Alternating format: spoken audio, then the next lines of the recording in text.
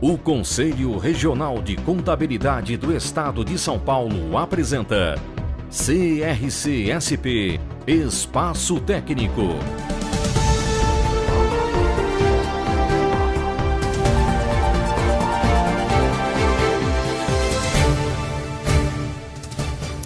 Olá, o Espaço Técnico deste mês traz mais informações sobre a declaração de operações de diferencial de alíquota, antecipação tributária e de substituição tributária. Todas as empresas regularmente inscritas no Simples Nacional devem transmitir a STDA, referente ao ano base 2014. O prazo vai até outubro deste ano, mas o acesso ao programa já está liberado. Lembrando que isso não vale para o MEI, o microempreendedor individual. Para dar mais informações sobre esse assunto, recebemos hoje em nossos estúdios Renata Queiroz, advogada, profissional da contabilidade, consultora em tributos indiretos na área jurídico-empresarial. É professora, autora de artigos em matéria tributária e do livro Retenção de ISS no município de São Paulo. E ainda, Betel Corcoruto Lombardi, conselheiro do CRC-SP, membro da comissão do ciclo de palestras e empresário da contabilidade.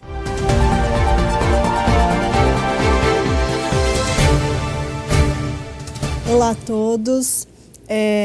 Com o nascimento de uma pessoa jurídica, nascem-se as obrigações acessórias conjuntamente com esse nascimento. Ou seja, a empresa ela nasce enquadrada ou no regime normal ou no regime do Simples Nacional.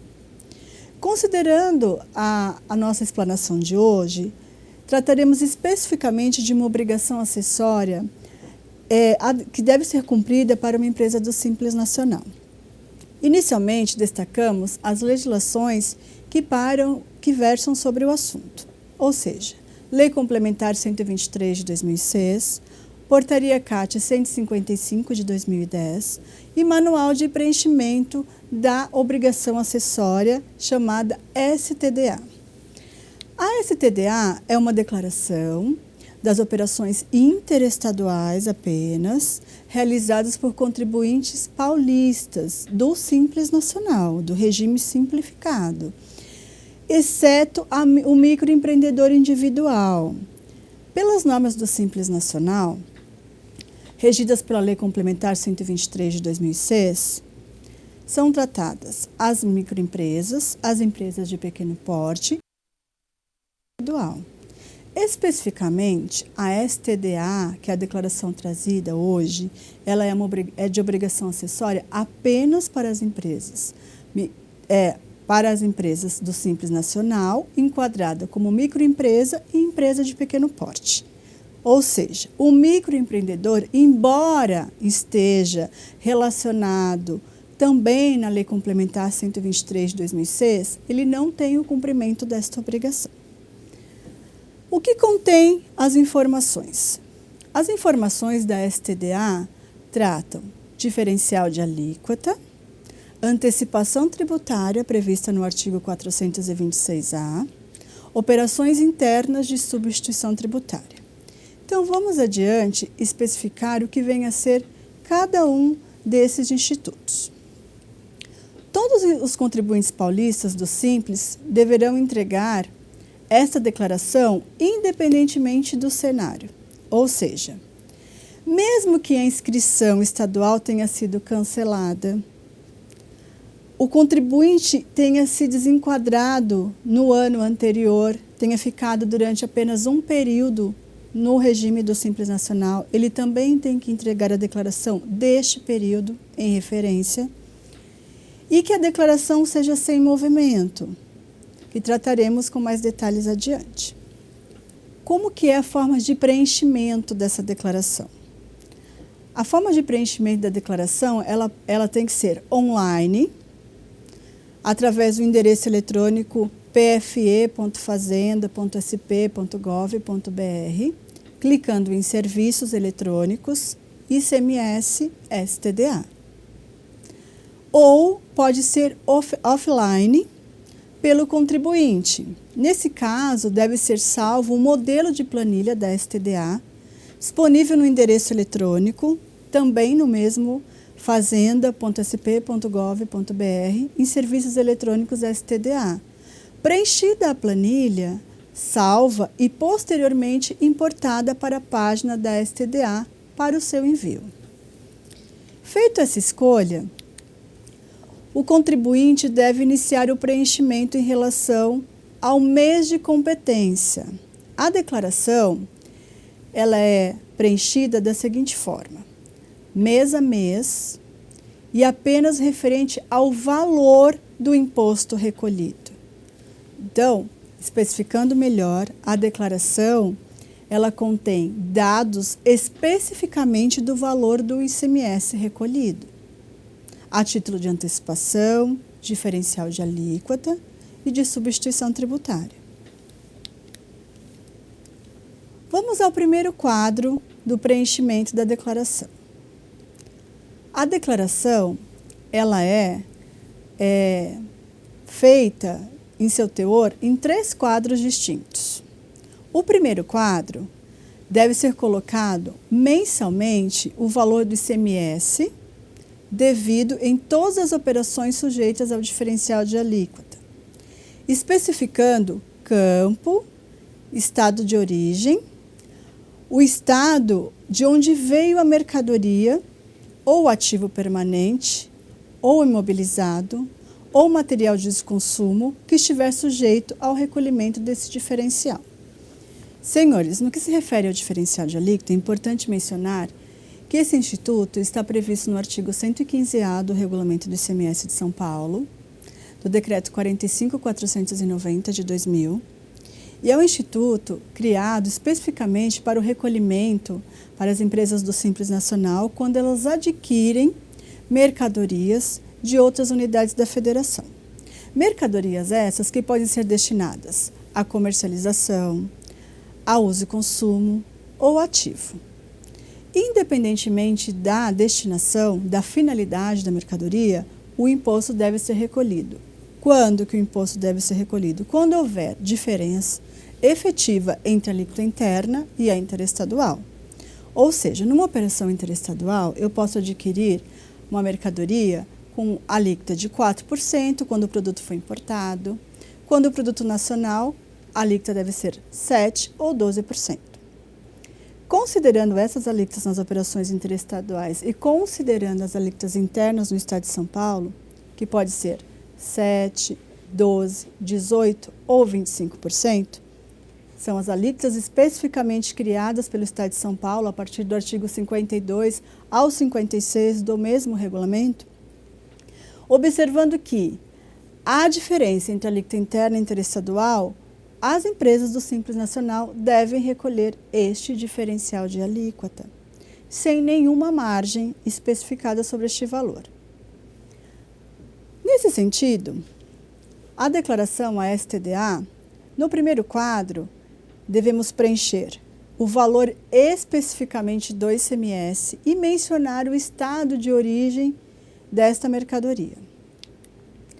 No segundo quadro, a obrigação a ser informada é em relação a um outro instituto denominado antecipação tributária.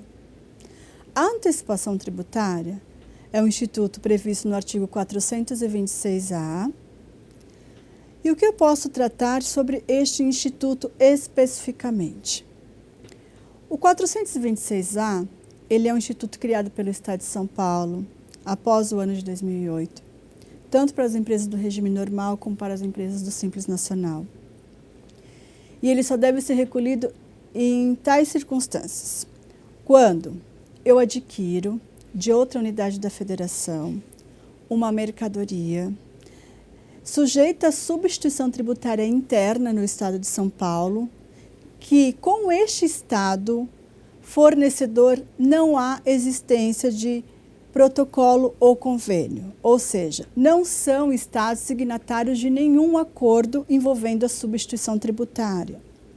Neste cenário, o artigo 426-A vem dispondo que todo o comércio que tiver em seu estoque já mercadorias que o imposto já foi retido antecipadamente pelo fornecedor, ao adquirir de outro estado do qual o fornecedor não vai recolher antecipadamente, cabe ao destinatário paulista, no nosso caso enquadrado no Simples Nacional, recolher este ICMS por substituição tributária.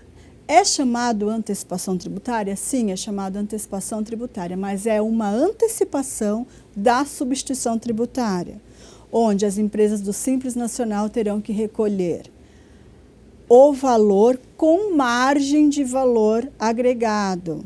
Que margem é esta? A margem definida pela legislação paulista, de acordo com o produto específico que a empresa do Simples Nacional estiver adquirindo.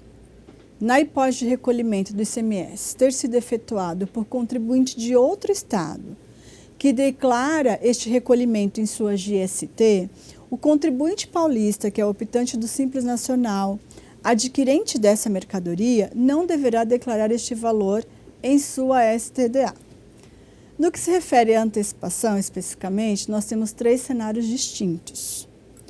Um cenário onde a própria empresa do Simples efetivamente recolhe o imposto antecipadamente antes da entrada física da mercadoria no estado.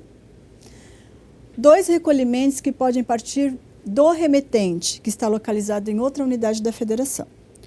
Um é a título de favor comercial e outro é quando ele tem um regime especial que ele recolhe através de GNRE, em nome próprio e por deliberalidade, por autorização do próprio fisco paulista. Ele precisa ter uma autorização, precisa ser deliberada essa autorização por parte do fisco de São Paulo. No terceiro quadro, deve ser mencionados mensalmente o valor do ICMS devido por substituição tributária em operações internas em São Paulo, quando na condição de substituto tributário. O que vem a ser esse terceiro quadro? Esse terceiro quadro trata-se de um instituto que envolve a substituição tributária nas operações internas, onde a empresa do Simples Nacional é responsável tributário por substituição tributária. Implica dizer que o Simples Nacional recai sobre ele a condição de substituto tributário para apenas operações internas, na condição de indústria, na condição de importador, por exemplo. Ao dar saída das mercadorias sujeitas à substituição tributária, ele tem que recolher o ICMS antecipado sobre toda a cadeia de comercialização até o consumidor final. Em quais situações isso pode acontecer? O regulamento do ICMS de São Paulo, que, como dito, é o decreto 45.490 de 2000, ele elenca todas as situações que envolvem substituição tributária. As mais comuns estão a partir do artigo 313A ou 313Z, bem como toda a sistemática de substituição tributária podemos observar a partir do artigo 261 e seguintes do nosso regulamento. Preenchidas essas 3 informações no quadro, quando não houver nenhuma informação a ser informada, ou seja, sem movimento, deve ser entregue normalmente à STDA, envie o formulário como ele aparece preliminarmente na tela. Não há necessidade de preenchê-los com 0 para cada um dos estados, pois o sistema faz automaticamente. Mantendo as células vazias, o sistema interpreta como total da operação o valor 0 no respectivo mês. Dito isto, após o preenchimento da declaração, essa declaração gera um protocolo, que é o chamado protocolo de entrega. O protocolo, os senhores podem observar que ele deve ser arquivado por um período de 5 anos na empresa, bem como todos os livros relacionados ao preenchimento dessa declaração.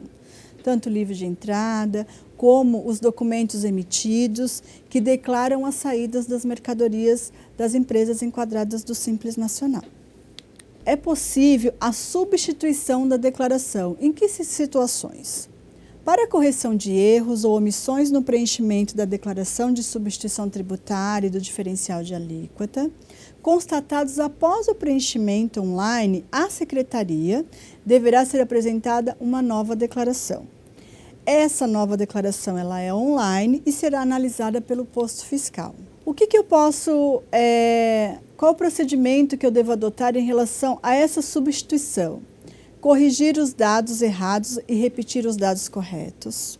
Ficará sujeita a posterior homologação por parte da Secretaria. Quando solicitados, deverão ser apresentados os livros fiscais que fundamentam a escrituração do período de referência desta declaração. Como que é feito a transmissão da declaração? A declaração deverá ser preenchida e transmitida à Secretaria através do endereço do posto fiscal, mediante acesso e com a senha do PFE. Após a transmissão, cumpriu-se a obrigação acessória específica para as empresas do Simples Nacional. Neste cenário ainda, tratando de STDA, nós temos uma situação onde a declaração é chamada coligida. Em que situação isso pode ocorrer?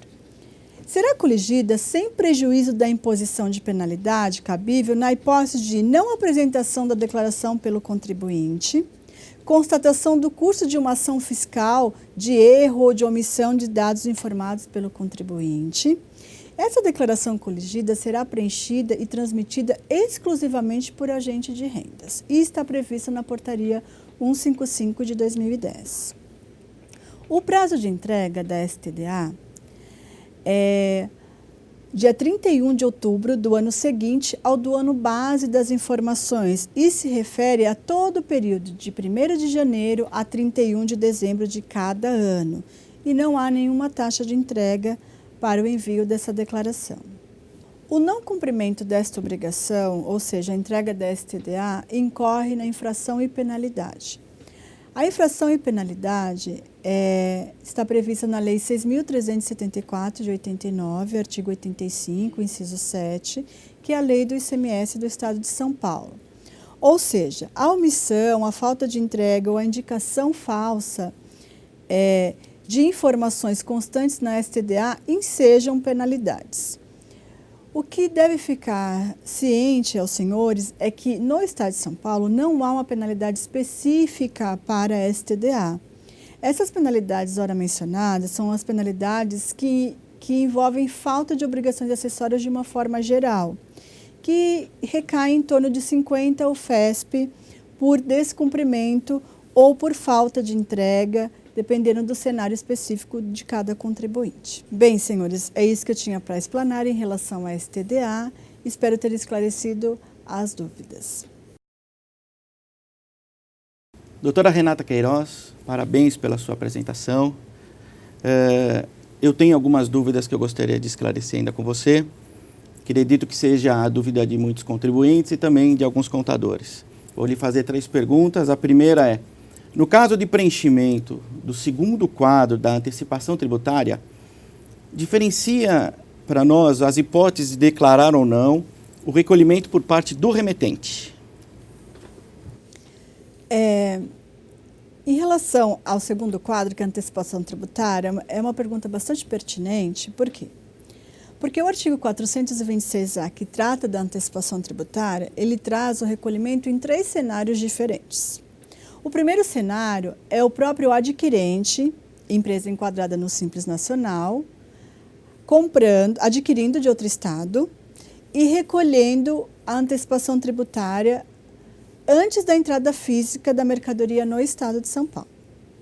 Os outros 2 cenários é a possibilidade do remetente, primeira, a título de favor comercial, recolher o imposto através de também uma GNRE, mas com os dados da empresa do Simples Nacional, com os dados do adquirente. Embora a empresa não defina muito esta questão, se essa guia seria com os dados do remetente ou do destinatário, pela própria descrição da norma, entendemos que é com os dados do adquirente. O terceiro cenário, é o cenário mencionado nos slides, é o cenário onde o remetente possui um regime especial, que está elencado no artigo 426-A, onde ele vai recolher por GNRE efetivamente e com uma inscrição própria. Uma inscrição que é denominada pelo fisco como inscrição 0800, onde ele recolhe e este valor, somente neste terceiro cenário, este valor recolhido não deve ir para a STDA. Minha segunda questão é, se os valores restituídos decorrente de antecipação e diferencial de alíquotas devem ou não ser preenchidos na declaração STDA? Novamente, é uma pergunta bastante pertinente no que se refere à restituição de valores. Ao falarmos de recolhimento por parte das empresas do Simples Nacional, nas entradas de mercadorias advindas de outro estado, é muito comum que a empresa do Simples tenha que devolver o produto adquirido. E neste cenário, ela está legitimamente sujeita a uma restituição, ou seja, ela tem um direito a uma restituição do valor recolhido antecipadamente, seja por antecipação tributária, seja por diferencial de alíquota. E esta restituição, ela deve ir para a STDA, deve compor a STDA esse valor restituído? Sim, deve compor, mas não com um campo específico como restituição. Na STDA, a empresa do Simples vai declarar todo o valor recolhido. Independente desse valor recolhido ter sido restituído por ela, deve compor a STDA o valor total, desconsiderando a restituição. Ou seja, então, se eu adquiri de outro estado e recolhi um montante de ICMS de R$1.000, e neste montante de R$1.000, eu restituir R$200, na STDA vai constar o valor efetivamente de R$1.000. Não vai o valor de R$200 que se refere à restituição. Então, minha terceira e última pergunta é, no caso da declaração coligida, quais os mecanismos que o fisco dispõe para a constatação de erro ou omissão de dados e se isso pode provocar o desenquadramento do Simples Nacional? No que se refere à declaração coligida, é uma pergunta bastante importante também. A declaração coligida ela vem a ser o seguinte, é uma declaração entregue pela própria fiscalização. O próprio nome coligido significa coletado. São informações coletadas corretamente por parte do fisco e entregue no sistema da STDA. Em dois cenários, o fisco pode se deparar com a declaração coligida. Quais são esses dois cenários? Eles estão previstos no artigo 8º da Portaria CAT 155 de 2010. O primeiro cenário é a não apresentação da declaração pelo contribuinte. Então, a empresa do Simples Nacional não apresentando, o fisco pode fazer esta apresentação denominada coligida. Num outro cenário, é quando há uma constatação por parte do fisco numa fiscalização presencial, em loco, de dados errados ou omissos informados na própria declaração. Neste cenário, onde a declaração não foi entregue, que é o que pode ensejar o desenquadramento das empresas no Simples Nacional. A própria Lei Complementar 123 de 2006, bem como a Resolução 94 de 2011, que são normas que tratam especificamente das obrigações, tanto principal como acessória, envolvendo as empresas do Simples Nacional, declaram expressamente que o descumprimento de obrigação acessória por parte das empresas do Simples Nacional, sejam quais forem, ensejam desenquadramento do regime simplificado. Então, os contribuintes devem ficar bastante atentos ao cumprimento dessas declarações para não incorrerem no desenquadramento. Doutora Renata Queiroz, muito obrigado pelos seus esclarecimentos. E em nome do Conselho Regional de Contabilidade do Estado de São Paulo, através do nosso presidente Cláudio Felipe, agradecemos sua brilhante participação. Deixo agora as suas menções finais. Obrigada, agradeço imensamente poder participar deste evento. Obrigada. O Espaço Técnico deste mês termina aqui. Aproveitamos para agradecer a participação dos nossos convidados. Mais informações sobre o setor contábil você acompanha no novo jornal do CRC-SP e ainda no CRC-SP Debate. Até o próximo programa. Acompanhe a programação da TV CRC-SP.